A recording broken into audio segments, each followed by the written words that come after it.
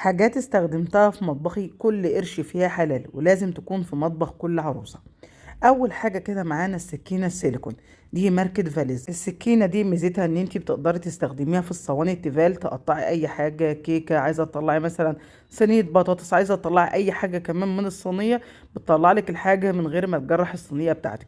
فدي لو لقيتيها في اي مكان اشتريها على طول، لان بصراحة ما ينفعش تكون مش موجودة في المطبخ. الباسكت ده بقى كل جنيه حطيته فيه حلال بجد. عايزة اقول لكم وانا ندمت ان انا ما جبتوش من زمان. الباسكت ده بحطه على الضلفة اللي هي تحت الحوض، وكمان على الرخامة اللي هي بتاعة البار دي.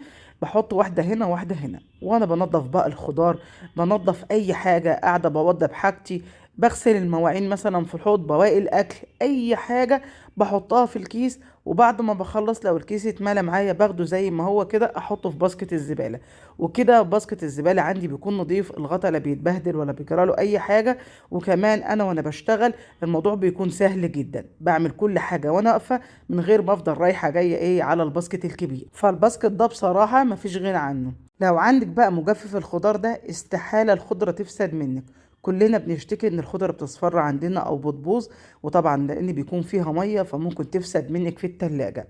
فالمجفف ده يا جماعة هيريحكم جدا. بجفف فيه الملوخية، وبجفف فيه الخضرة بكل انواعها، وبجفف النعناع والخس، اي ورقيات بحطها فيه، السبانخ، اي حاجة عايزة اتخلص منها من المية بسرعة بحطه فيها بالشكل اللي انتوا شايفينه ده، وبتلفيها يدوي زي ما انت شايفة كده. وبعد كده بتلاقيها بقى المية كده موجودة تحت، وتاخدي الخضرة بتاعتك. عايزة اقولك ما بيكونش فيها مية نهائي.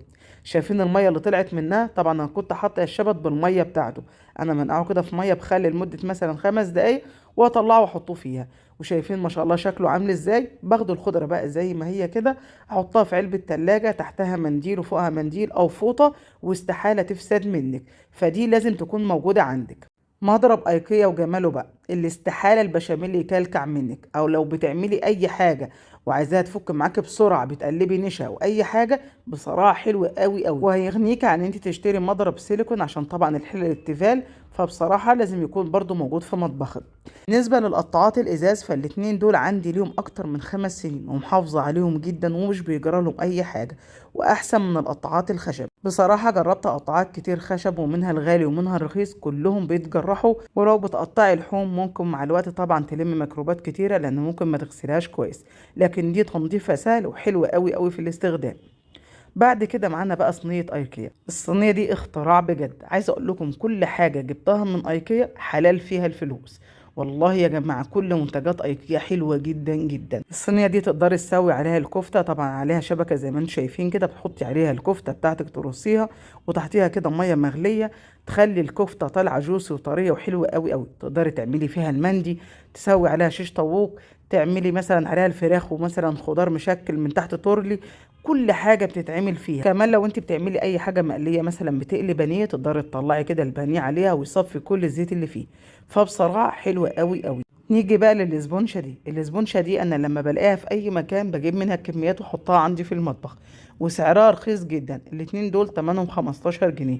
عايزة اقول لكم بغسل بيهم الالمونيا، بغسل بيهم التيفال، الكوبايات، بغسل بيهم الاطباق. حلوين قوي قوي. ده غير بقى ان عمرها ما تبوظ منك. عايزه اقول لك ان انت مش هترميها غير لما تزهقي منها. يعني بتفضل زي ما هي كده، ما بيجرالهاش اي حاجه. انا طبعا جربت انواع كتيره جدا، بس ده احسن نوع انا استخدمته فحبيت افيدكم بيه. اعملوا بقى سكريل الشاشه عشان تقدروا تجيبوها اي محل بتاع ادوات منزليه، هتلاقيها ان شاء الله موجوده عنده. ودي برضو جايباها من محل ادوات منزليه. عايزه اقول لكم دي لا غنى عنها في المطبخ. دي بقى لتنظيف الدهون. لو انت مثلا الناس اللي عندها مثلا دهون كتيره مثلا على السيراميك او على ازاز البوتاجاز، السكينه دي بقى عايزه اقول لكم ما بتخليش. وكمان فيها فرشه حاده جدا. لو انت بتنضفي عيون البوتاجاز او الاماكن الضيقه، بتنظف كل حاجه في المطبخ ما شاء الله. فبرضه خدوا سكرين ليها، لو لقيتيها في اي مكان جيبيها على طول، ما تتردديش فيها. فوط بقى جرين واي دي بقى عايزه لها حلقه كده لوحدها، لان بصراحه الفوط دي بقت ايدي ورجلي في المطبخ، لا غنى عنها في اي مطبخ. بصراحه حلوه جدا جدا، وبتوفر لك كتير ان انت تستخدمي مثلا بالنسبه دي فوطه الدهون، ان انت تجيبي اي منظف للدهون. دي بقى بنظف بيها المطبخ حلوه فوق ما تتخيلوا. فيها جنب خشن وجنب ناعم، وهجربها لكم دلوقتي على المطبخ بتاعي. ودي فوطه التراب، عايزه اقول لكم بتنظف حلو قوي قوي، وبتلمع الخشب، وما بتحتاجيش ان انت تجيبي ملمع خشب نهائي. كمان هوريكم دلوقتي بقى فوطة الارضيات، تقدري تجيبي منها 2. واحدة تستخدميها للأرضيات وواحدة تستخدميها للمطبخ. دي بقى اسمها فوطة الامتصاص. اي حاجة فيها مية عايزة تمتصيها، الفوطة دي رهيبة جدا يا جماعة. يعني ممكن اصلا تستخدميها للخضار لو انت مش عايزة تجيبي مجفف الخضار. دي لو حطيتي فيها الخضار ما بتخليش فيه نقطة مية، فبصراحة لا غنى عنها. بتمتص اي مية في الارضيات وبتخلي الارضيات عايزة اقول لكم بتلمع بتضوي كده ما شاء الله. دلوقتي بقى هوريكم فوطة الدهون كده معاكم بستخدمها ازاي.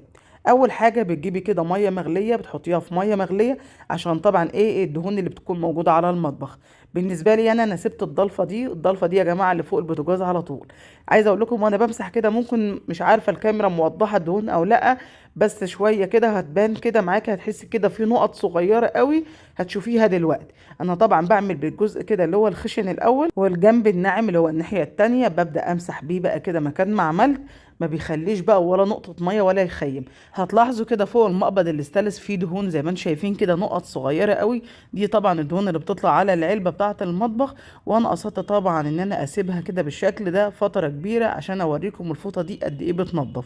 فهي ما شاء الله حلوة قوي قوي.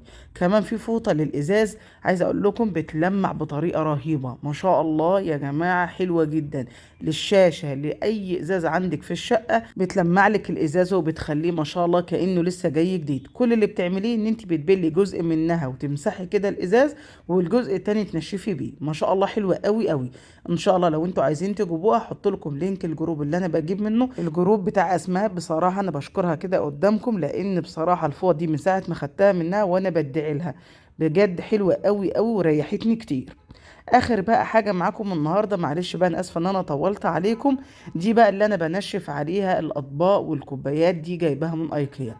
ما شاء الله حلوة قوي قوي، تمتص المية بطريقة رهيبة. ما بتخليش ولا نقطة مية تنزل على الضلفة مهما كانت كمية المعين اللي بحطها عليها.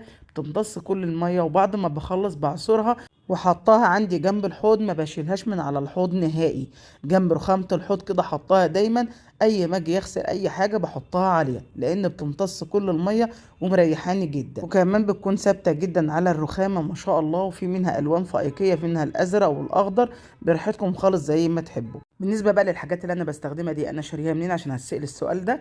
فالحاجات دي انا جايباها من محل ادوات منزلية متاح عندي، تمام. ما عدا السكينة السيليكون دي فانا جايباها من جروب من الامارات. لو عايزين لينك الجروب هحط لكم في التعليقات، ولينك الجروب اللي انا بجيب منه الفوط باذن الله هحط لكم برده في تعليق مثبت. وانتوا برده تقدروا تعملوا ان انتوا تاخدوا سكرين للشاشه لاي حاجه انا ماسكاها عشان تلاقيها عندك. كانت توريها بس لصاحب المحل وتقول له انا عايزه الحاجه دي. كل حاجه ان شاء الله متوفره وتقدري تجيبيها بكل سهوله. بكده اكون خلصت فيديو النهارده، اتمنى يكون عجبكم وتكونوا استفدتوا منه ولو بمعلومه واحده. يا ريت طبعا لو عجبكم تدعموه باللايك والشير عشان الفيديو يوصل لكل الناس. واشوفكم على خير ان شاء الله في وصفه جديده، مع الف سلامه.